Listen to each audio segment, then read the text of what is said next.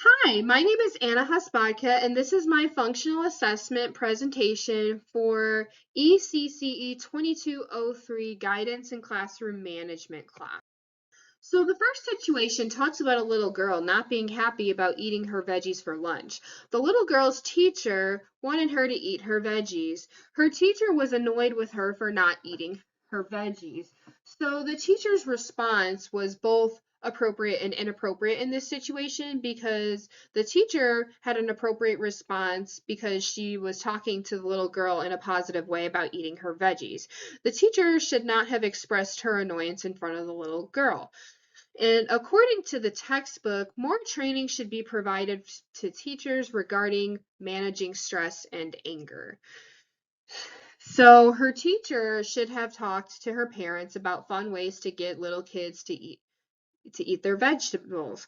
So according to the textbook, her teacher should have told her parents if what they have discussed was or was not working for the little girl. Her teacher should also tell her parents to combine her vegetables with different foods that she will eat, which is a great example of private encouragement. And according to the textbook, private encouragement is when a kid is encouraged privately. So the second situation talks about children having a disagreement over who gets to play on the computer first. Their teacher explained that they needed to move away from the computer because they were not able to agree on who can have the computer first. So in this situation, their teacher's response was not appropriate because of how mortifying it is for kids to be talked to about their situation when other kids are around, according to the textbook.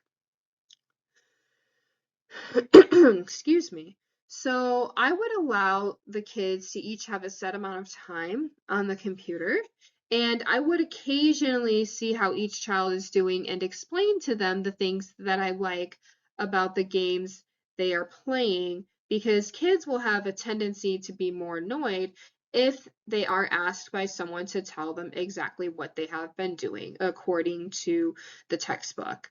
I would provide hands-on games for educational purposes that are like the ones on the online system that is provided by my school district.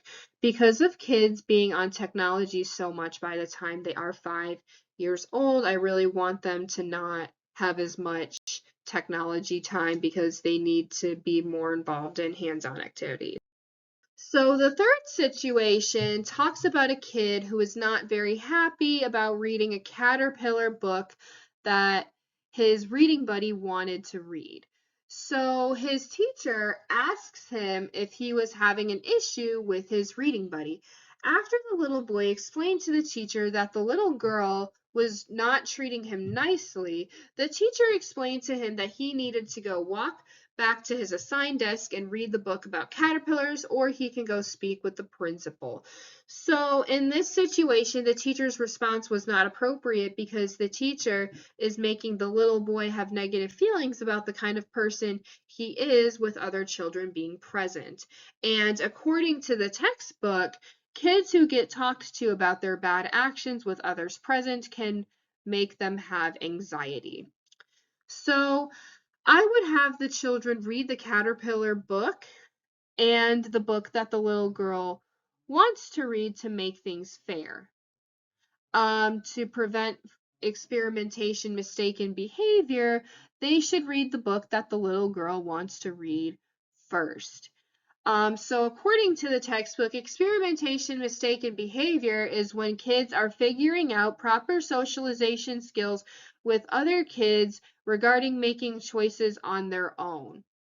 Um, so I would have the kids read another caterpillar book instead of the one that they have read 1,000 times. I believe that the little boy's challenges are an example of socially influenced mistaken behavior. Now, according to the textbook, socially influenced mistaken behavior is when kids have different challenges because of the influences around them.